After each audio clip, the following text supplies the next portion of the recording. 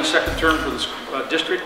He's also the treasurer and co-founder of Educate Springboro, a political action committee dedicated to assuring the Springboro community is informed on a variety of issues, and particularly school issues. He graduated from the Ohio State University with a Bachelor's of Science degree in Chemical Engineering in 1980 and has more than 30 years of professional experience in engineering, data analysis, and project management. Jim. Well, thank you. It's certainly an honor to be here at the inaugural OSBLC conference. I don't know what you think, but I've been really impressed by the program today, and I sure hope that after this that you continue to be as impressed as the program has been so far. What I wanted to do is take you through a personal journey today, and that journey led us to what my colleague David Petroni and I have termed a Children First budget. And you'll notice that little service mark symbol up there. We're trying to claim the title to that, not for any particular financial reason, but because we think that it's a concept that, well, we want to preserve the concept of a Children First budget, and we don't want somebody else to take and distort the meaning. But what I'd like to do is to take you through that journey, you know, every school district claims that children are their first priority. And we came to the point where we asked that question in Springboro, that if the Springboro School District collects $42 million in tax revenue, how could we end up short of supplies, in need of textbooks, and have some classrooms that had as many as 32 students? And if children really are the first priority, those things can't happen. And so the challenge today is that we all stand up and really be for the children. So let me start with a couple of questions. Do you want your hand on that slide? Yeah, I do have some in there, and if you want one to take notes on, I made copies for that. So, first question is, what is the school board's responsibility in public education? Now, I'll let you think about that for a while. We'll come back to that question later. And I guess another question. What does the public expect from their schools? And, you know, these questions came to me because I had a term on the Springboro School Board from 2002 to 2005, and it was a learning experience for me. I hadn't ever been on the school board before, but I didn't like the way things were going, so I ran for election, got elected, and it was kind of a learning experience to me. And what I was told in that 2002-2005 term, especially as I was right there at the beginning of my term, is now that you're on the school board, you represent the district and the children. And so I asked that first question, what is the school board's responsibility in public education? And then the second question is well, we went along in that first term, and it was a time of growth in Springboro. In the early 2000s, we were building buildings. We were, and then of course after you build the buildings, you have to pass operating levies, and we chose to not only pass enough money to operate the schools, but also while we're at it, pass even an additional amount to reduce class sizes and add and expand programs. And so the second question that I started to think about is, what does the public expect from their public schools? So let's go down this journey. In 2010, this is after 2005, I retired from the school board. I became a private citizen, and then in 2010, the school district had been seeking money, and in 2010, we were on our third levy attempt.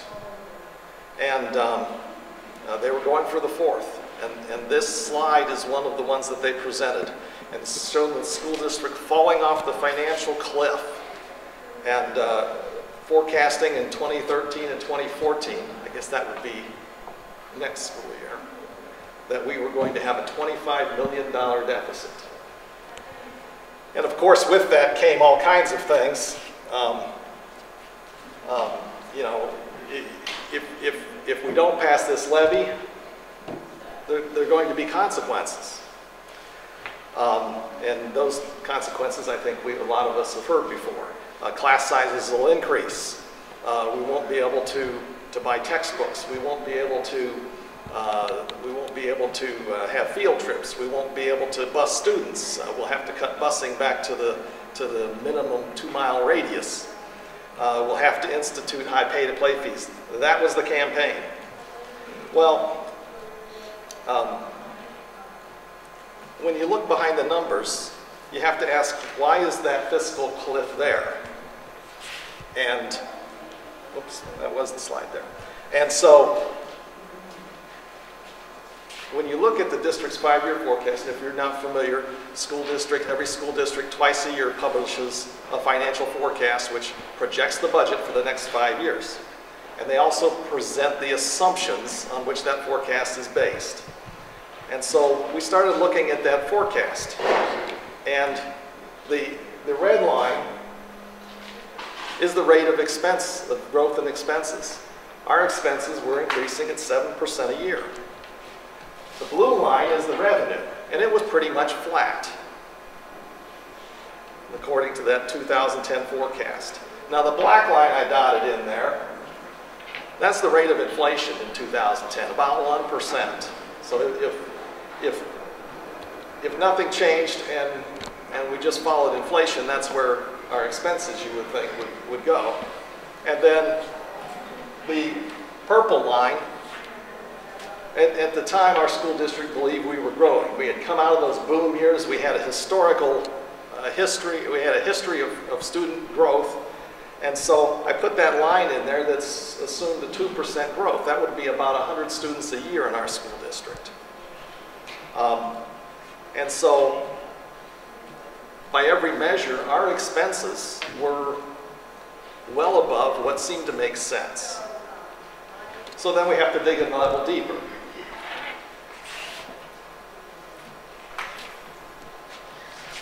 I guess there's some more details on that. The enrollment from 2011 to 2014, this was a projection back in 2010.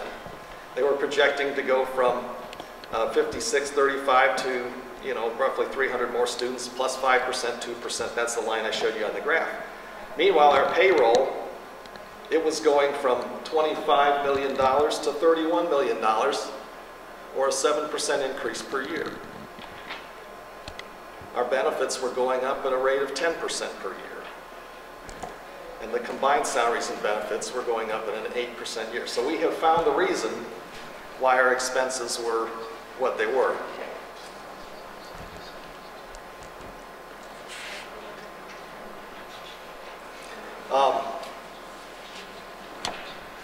The levy that the school district was proposing was only going to solve this problem temporarily, and we dubbed it a Band-Aid levy. It was only temporary because there was no sign that these expenses were going to be controlled in the future. There was no deflection in that 7% rise that was going to change anything. So if nothing changes, we were going to be back again with the same problem. We weren't fixing a financial problem by passing this levy. All we were doing is postponing the problem. And we also noticed a few things when we looked into the details. Now, this particular snapshot, when most school districts use a piece of software they called LR Baird, which is basically a complex Excel spreadsheet that they punch all the numbers into, and it computes the summary forecast that's commonly displayed for everybody. Well, behind that summary forecast is this level of detail. And so we had asked for the level of detail so that we could understand better why the expenses were doing what we were. And we noticed that we had what they called a base salary increase that was 2.25%.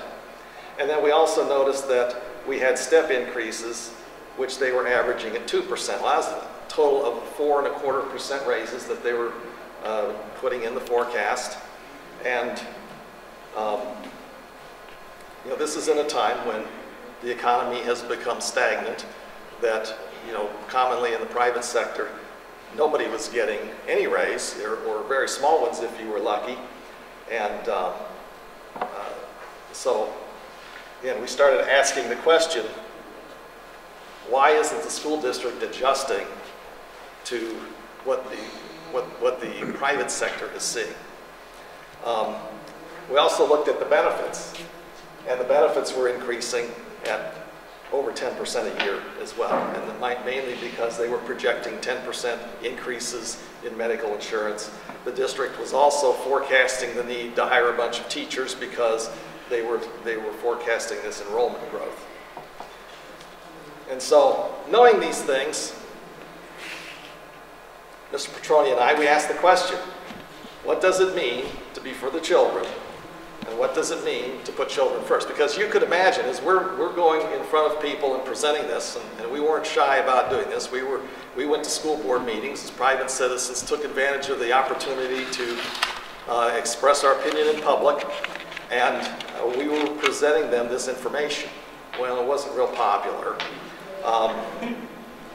And so we started asking this question, what does it mean to be for the children? What does it mean to put children first? And the challenge here is all of these campaigns are always about let's do it for the children. And you know, of course we're getting that. You guys are just anti-teacher. You don't like kids. You don't have kids in the school district anymore. So, you know, you just don't want to pay more taxes. That was what we were hearing all through this. So, I covered this a little bit, but current tax levy campaigns, this is kind of what you hear, right? Class sizes are too large. We don't have enough money for supplies. We can't buy textbooks. We're going to have to cut field trips. We'll cut the busing. We'll have high fees. And, of course, it is for the children. My question is, what's missing from this list? In Springboro, we had class sizes that had over 32 kids in them. We had maximized the school fees for everything imaginable, copy paper, activity fees, workbooks, technology, everything that you could imagine. We had fees that were passed along to parents. They stopped the district-funded field trips. The only field trips that happened were if parents paid the full boat.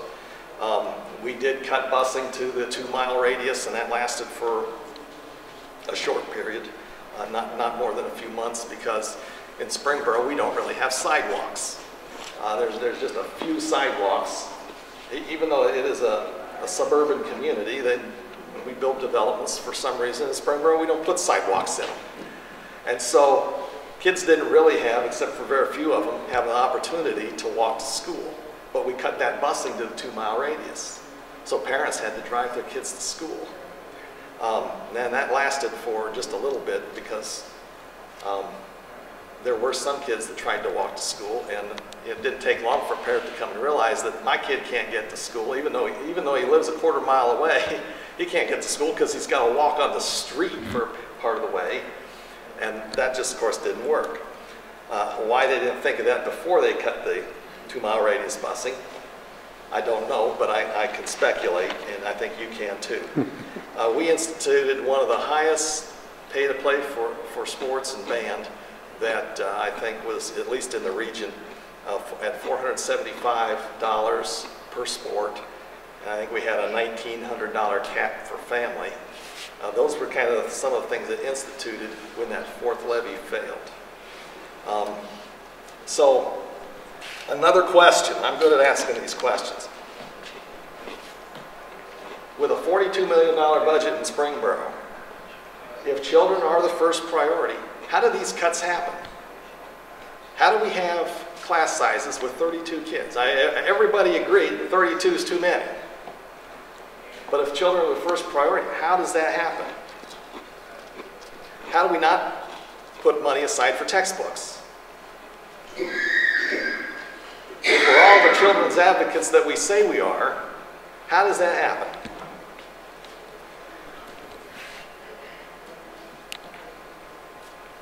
Well, here's how it happens. This is the circular process that I think is still in effect today. Districts negotiate contracts they can't afford. Those contract terms create a deficit, and then we pass a tax levy. And then we repeat the cycle. We negotiate a new contract that we can't afford. We create another deficit, and we go back for another levy. And so, one of the things that we learned is all unions want to negotiate after the levy passes when the district has lots of money. That's what happened in Springboro. The levies did not pass for a period of time. Our contract expired in 2008, actually. The union is happy to keep the current terms. They'll wait and negotiate until after. They'll take a freeze. That freeze is a whole other thing. They take the base freeze. In other words, the salary schedule doesn't move. The steps still move. They still get the incremental steps, which in our district is about 4% for a teacher to, if you gain a year of experience as a teacher, you got a 4% raise. Now, if that schedule moved with it, and it moved up 2%, which was the typical, you actually got a 6% raise. If you got a master's degree on top of your bachelor's plus 15, you got another bump. At any rate, that's maybe another topic for another day. But they want to negotiate after the district passes a levy because you got deep pockets. What we believe is that negotiations should come first. And then the board knows how much that it needs. And then you can go after that amount of money. The other thing is that the contracts will need an out clause. If the voters say, no, we're not going to pay for that, you need to be able to get and unwind those contract terms. So as we approach negotiations this year, and our contract is up, it ends June of 2013, those are some of the things we're going to try to make sure. We're going to do everything we can to negotiate that contract before we put a levy on. We do have a renewal that's up in Springboro. We have a renewal that has to be passed in 2013, and we'll lose $9.2 million. So we have some things in play with our negotiations, but if the taxpayers say no, we need to have an out clause on our contract. So the process for budgeting is one of the things we realize is the process for budgeting is upside down. The first thing that seems to get into the budget is the money that they've always had for raises and benefits. In Springboro's forecast, those 2% raises, the 2.5 on average step increase, even though it was really 4 for teachers, they average it across the entire employee base. And half the employees don't get that step raise because they're custodial or administrative people. So at any rate, they budget that on infinitum, forever, never ends. And then the health insurance increase, they were budgeting that 10%, it never ends. They just assume that that's going to continue forever. Well, that money gets fenced. And then the rest of the budget is tried to squeeze into what's remaining. And so what they do is they budget that money that's needed for the employees. They anticipate cost increases for inflation and so forth. They also add in money for additional personnel that they think they may need. And then if you're out of money, you start cutting programs and services. And that's the typical budget process, at least to my experience. And our recognition is that's backwards. You need to first The step increases, are they state mandated, or is that by individual schools? The state has a salary schedule, and in law there is a salary schedule that I believe has steps in it. However, almost every school district is well above that state schedule. The state has a very modest schedule. Can I add to that? Does that typically, have you seen that typically exceed then the rate of inflation? The union contract with pay scales. I've looked at several union contracts, and I would say that a 4% increase in the step is typical. That, at least in the 2010 vintage. Senate Bill 5 and the Economic Times and presentations like I'm giving to you, I think have tamed that now. So a lot of school districts now are on freezes for base and steps. But at least in those salary schedules are still out there and they're dormant, because what happens is the unions will negotiate a memorandum of understanding. And what that does is it gives a temporary arrangement, it's a temporary freeze, but in our case, in June of 2013, if we don't come to terms with the union, what happens is all those MOUs that we've had for the last couple of years, they go out the window and the original contract becomes in play, and we're back to steps. So they're there and dormant today because through the Memorandum of Understanding, MOU, we have agreed to no base or no step increase. However, come June 2013, if we don't come to an agreement, our salary schedule will be back in play, and we'll be looking at the 4% steps and so on and so forth. Now, looking at several contracts that I have that I guess are over the last couple of years, I've looked at a lot of them. I've not seen any that are drastically different than 4%. I think 4% may be even on the lean side for some of them.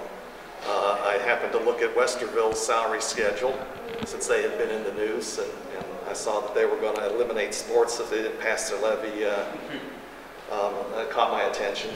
And I looked at that, and their steps were considerably higher than that. So how should it be? And that's where we came up with a Children First budgeting process. And in a Children First budget, we budget for core services first. And you can define that in your school district however you think you should define it. But, you know, English, math, reading, social studies at the current salary level. And we got to have teachers in the classroom, and they need to have a fair salary, and they need to have a fair benefits package. And of course, that's part of delivering the education. Now, there's a core service. Now, on top of that, there are supplementary services. And again, you can define that in your school district, but maybe it's art, music, PE, electives at high school, your busing, your building services, administration, finance. Those are all support services that are needed to make everything run. And those things should be budgeted with the next priority. After that, we could look at extracurricular activities. And clubs and sports and band and all of those things.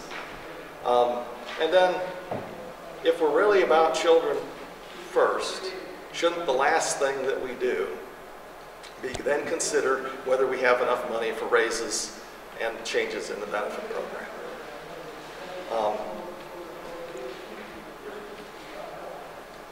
If a district went through this process and then they needed more money, those levies would look a lot different than they look today.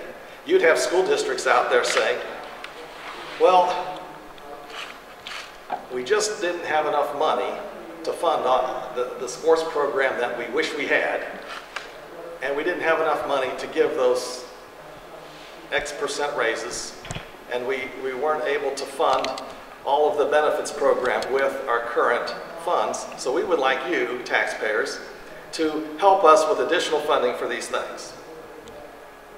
And I guess we can imagine how that might go over if those things didn't seem to be reasonable. And Springboro, I think that our community is all about education. We are a community of professionals. We like to be reminded that we are in the top 60 of median income in the state. And so, I mean, we have top 5 professionals in our community, and they, I believe they value education, and they know the importance of education. And I don't think for a minute that if we went out there with a reasonable proposal that they would say no. I think that they would support that. Now, it's going to be a lot harder sell than it is, well, we're going to have to cut busing and all that, but if we're really about kids, that we can't let the needs of the children be a victim of the wants and desires of the adults. Now the Children First budgeting process, well, let me go into a little bit more detail about that. This is how we think that you can put together a real budget. Start with a credible enrollment forecast. One of the things we learned is that enrollment forecast we had, it wasn't right. We were projecting 100 or more kids growth per year. That wasn't right. We were really flat. And when you project those kids, it snowballs because now you're projecting staff increases on top of it and more salaries and more benefits. And so it's a snowball effect. So you have to start with a grounded enrollment forecast. Then you can determine your staffing and what's necessary for the core services and a budget for that. And then you can prioritize the support and non-support services and the extracurriculars. And you can determine how much money then is left for those other things that might be necessary, like raises and benefits. And then if the funding after all of that is insufficient, well, go out and seek a levy for the things that you weren't able to fund.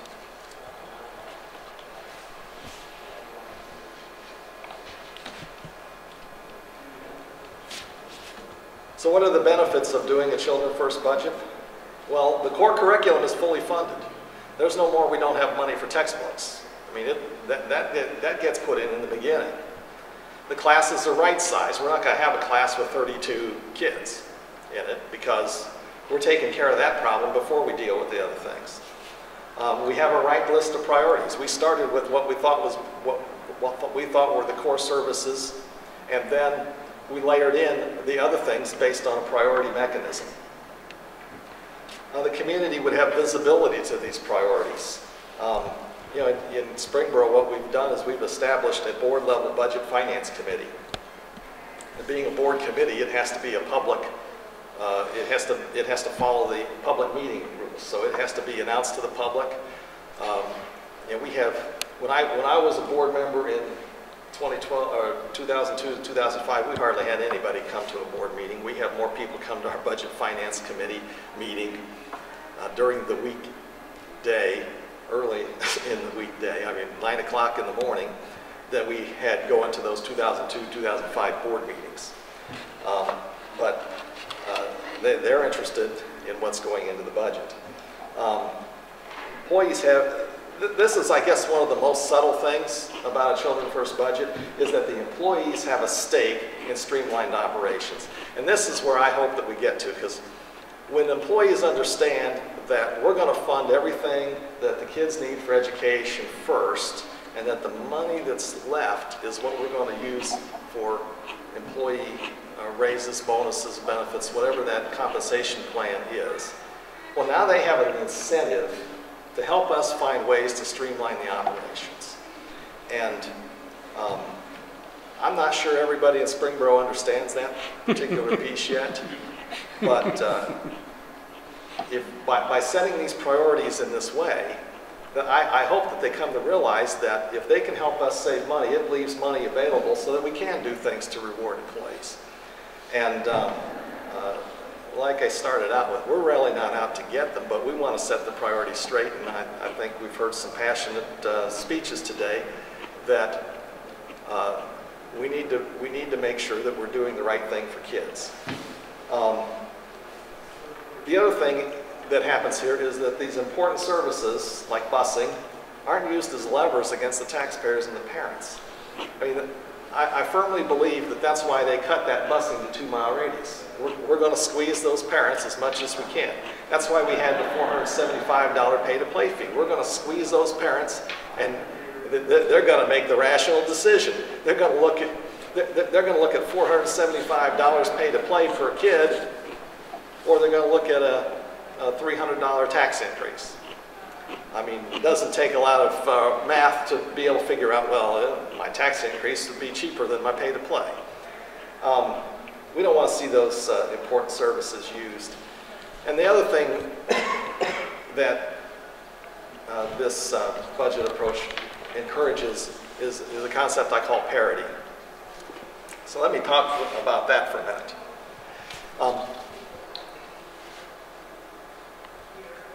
I've been trying to explain this, and I've come up with what I'm calling the ground beef principle. If you're feeding your family ground beef for dinner, and your neighbor came across and he knocks on the door and says, "Hey, can you give me some money because I want to take my family out for steak dinner?" I think you would slam the door in their face. And that's not a lot different than if a school district comes to the taxpayers and asks for money to fund an extravagance compensation program that's much better than the taxpayers receiving. Shouldn't we expect that the taxpayer is going to slam the door in our face? And so I think the issue of parity is something that we're struggling with here. You know, if the average citizen in Springboro is paying 30% of their insurance bill, but the average, well, our school employees are paying 15% of their insurance bill.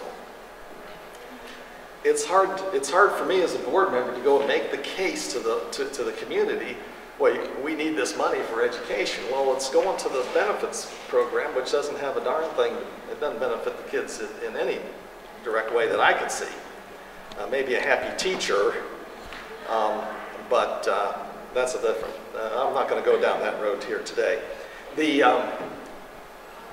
If we can get to parity, and if Springboro citizens are paying 30%, and if we get to the point where a school employee is paying 30%, well, then I think I can go to that taxpayer and say, hey,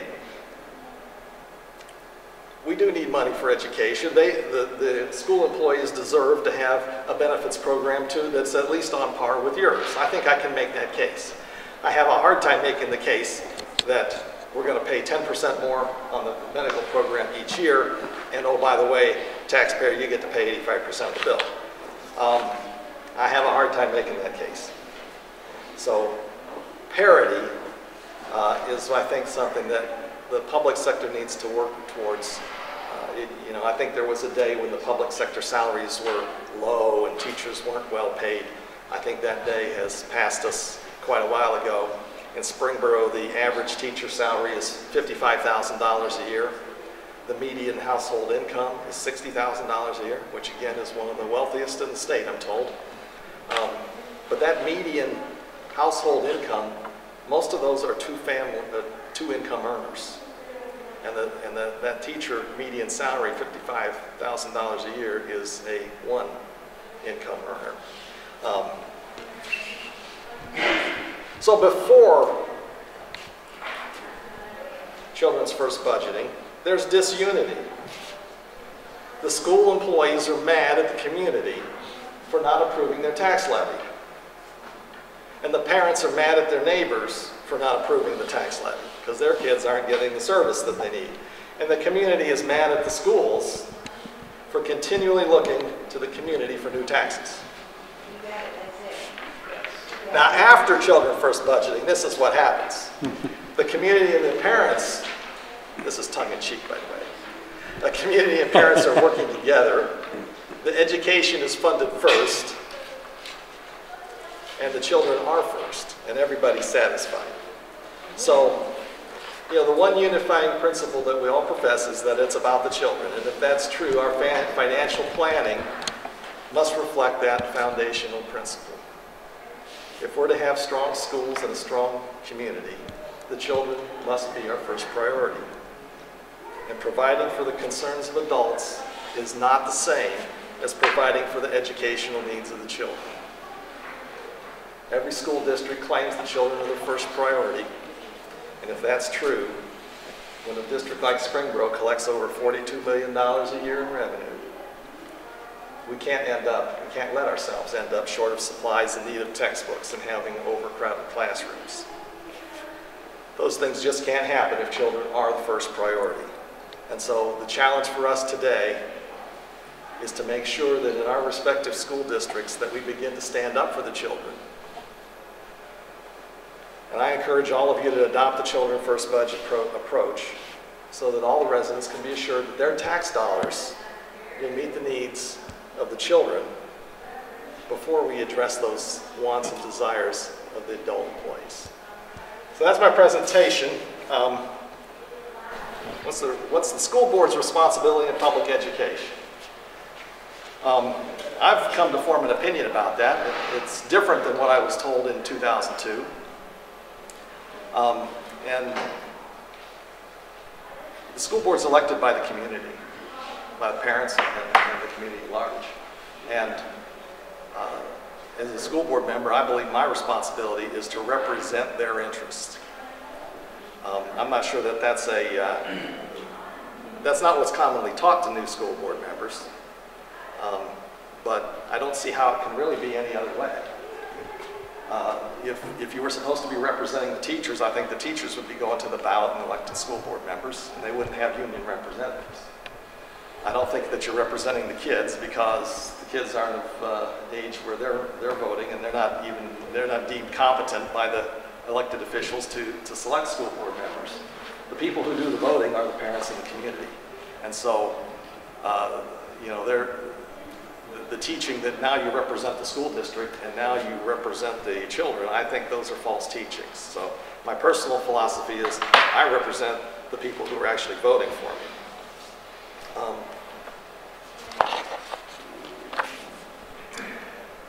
What does the public expect from their school? Well, we could come up with a whole variety of things for that.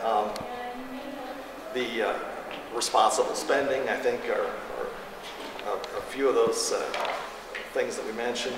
But I think, in my mind, what they expect is they want a voice, a seat at the table. And I don't think that's happened a lot in public education. I don't think a lot of board members are standing up and saying, no, the parents in my community, they would feel this way.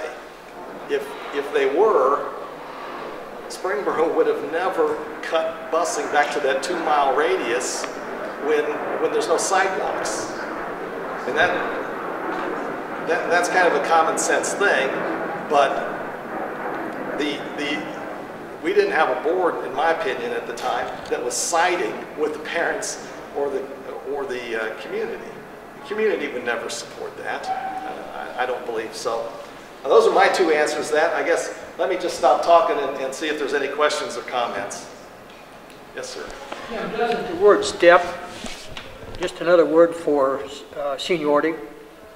Yes, step increases is the common contract language for it's a salary raise that you received because you achieved another year of seniority. It's also often used to mean that if you advanced in education. In Springboro's salary schedule, you start at a BA 0, and that's worth $35,000 and some odd a year. That's what's called the BA 0 level, entry level for a teacher with no experience and a bachelor's degree. When you get to year 1, you get an increase, because now you're at a BA 1. Well, if you work on your education and you get 15 hours of education, you go to a BA plus 15, and now you're at 1 year and BA 15. So you move across this big table of salaries based on your amount of education and your amount of seniority. Those are called generally step increases. What year did you Did we start the Children First budget? Yes.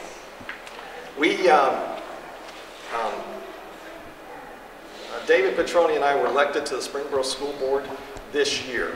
We took office in January 2012, and we persuaded the board to put us on the Budget Finance Committee, and we spent from effectively the end of January through May trying to exercise this process. It's not as clean as what I've presented, just because this is I'd say a theoretical model. It's a set of principles, and so we've been putting it into practice, and we're still trying to put it into practice. But we started in January 2013 trying to apply these principles, and we're continuing to try to apply them. As I mentioned, we're going into negotiations coming up, and we're leaning on this as foundational principles for how we enter and approach negotiations.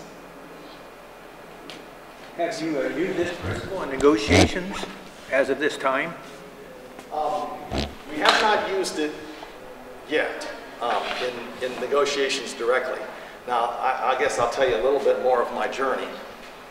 that I skipped over mainly for the sake of time. But in January of 2010, when I learned about these, when I learned, I guess it was probably 2011, I'm getting my years mixed up, but when I saw the 7% increase and I started to understand the underlying reasons, I started going to school board meetings as a citizen, and I started making presentations. I suppose I was a leg up on most citizens because I had that prior term. I was familiar with school reports, but I started making these presentations to the school board in public on television and talking about these increases and why they were occurring and how it doesn't seem quite right given the state of the economy. And I did that for probably 6 months, and then I met David Petroni, and I greatly appreciated having an ally, because it got to the point where I would come to the podium at the board meeting and we would hear groans and I wouldn't have to say a word. So we, David Petroni and I, we have arrow marks all over our body. And it was the same stuff. You guys just don't, you're cheapskates. You don't want to pay any more taxes. You don't like kids. You don't like teachers. The whole 9 yards. And we actually campaigned against that fifth levy attempt because we knew what the underlying reasons were, and we knew that the budget was all messed up because of a bunch of faulty assumptions. And so we actively campaigned against the school levy, which garnered us even more favoritism amongst the school district. And it was actually in a meeting with some of our like-minded colleagues where somebody pointed out to us, you guys really aren't the ones that are against education. And we went back and we thought about that, and we came up with this notion that this whole system is backwards. It was a combination of learning things from a number of people. Some of them may be here today, but just putting a bunch of things together. That little circle diagram of the levy cycle is not our invention. That's something that somebody else invented out there and posted on a website. We saw that and said, yeah, that's right. That's exactly what happens. We're negotiating contracts we can't afford. We're running deficits, and then we're doing tax levies, and we're doing it all over again. So it was after that we kind of realized, this isn't right. If children are the first priority, let's budget like they're the first priority. So, that was an invention, a revelation to us, I guess, after that fifth levy failure, and after having taken a lot of arrow shots to the body. And I actually went and made a speech to the school board and presented this whole children first concept. And basically I told them a lot of the things that I told you here today, that if children are our first priority, these things that are going on should not be happening. So that's kind of the history on that. Yes, sir. I'm a little confused with what you had said with regards to what is the school board's responsibility in education. And you said to represent the taxpayer, not the teachers, which I agree. And then you said something with regards to the students, and I got a little confused with what you had said there about you're not representing the students, or you are, or... No, I don't see myself as a representative of the students, because I don't, I think I'm a representative of their parents, and I think that the parents are the ones who are ultimately responsible for their students.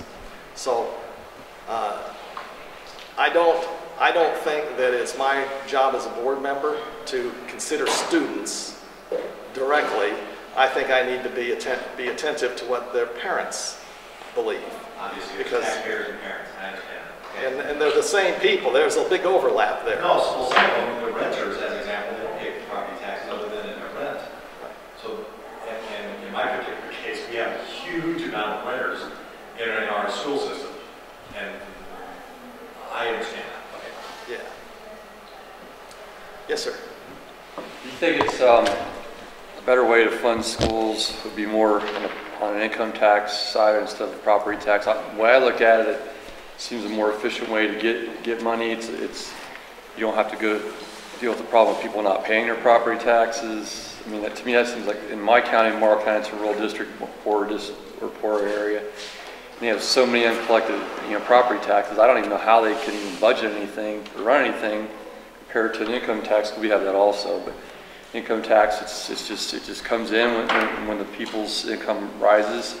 You get more money. When it doesn't, you get less money, and then you can kind of figure out your budget that way. Yeah, so income tax versus property tax, I've seen those debates go both ways. One of the things about an income tax is, especially in our community, suburban community, we think that the retirees would all vote for that, where they're not inclined to vote for property tax. That may be true. The problem with an income tax is in a bad economy, your revenue's going down.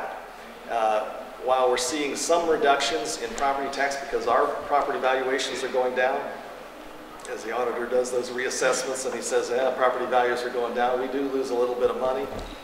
We're funded by emergency levies, so we have the option of keeping it where it's at, and not necessarily just due to the type of levy that we had passed in the past. But property tax is more stable. Those property taxes, even though they may be delinquent today, they ultimately have to be paid. And if the property is sold, the first thing that gets reconciled on that payout is the property tax. So the property, I guess, my understanding is that if you want stability, property tax is the way to go. And the income tax is, I guess, an alternative, but it is subject to that fluctuation. Probably be a specific decision for each community as to which to do. Yes, ma'am.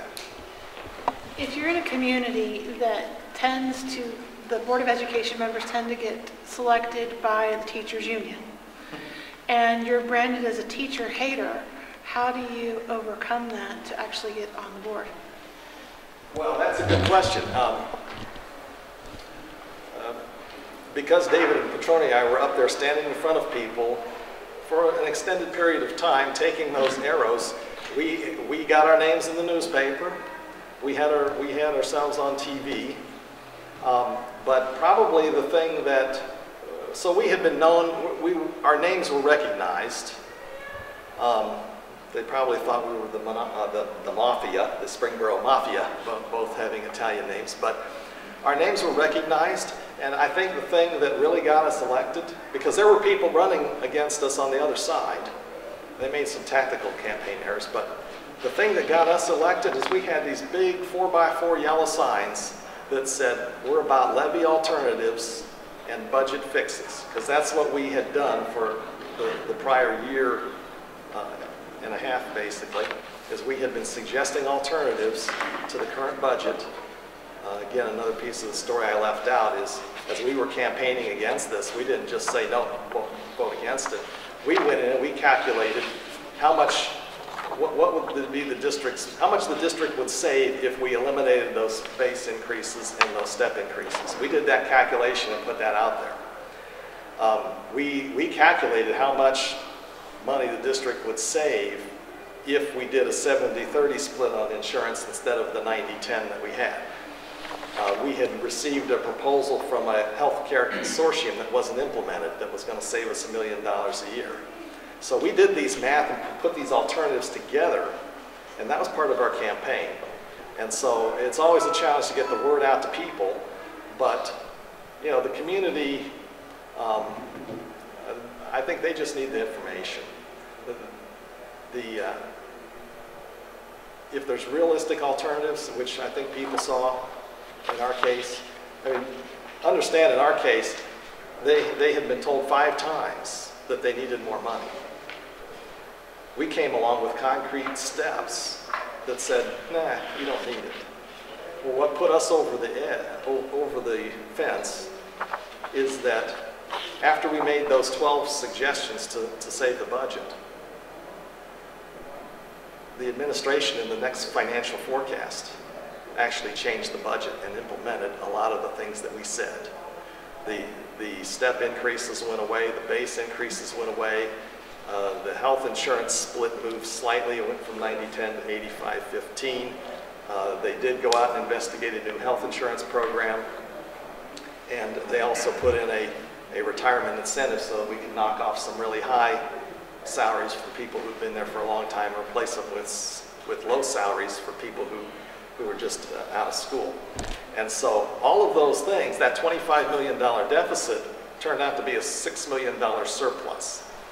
So we had a campaign story to tell, validated by the school district. I suppose that's a fortuitous circumstance for us, and maybe they kind of laid that in our lap for us, but that was the circumstances in which we ran and were elected. And we've tried to just be true to the message that we said. We're just going to be upfront with everybody about what the numbers are. I can talk with you. I think I'm getting the hook. Well, thank you for your attention.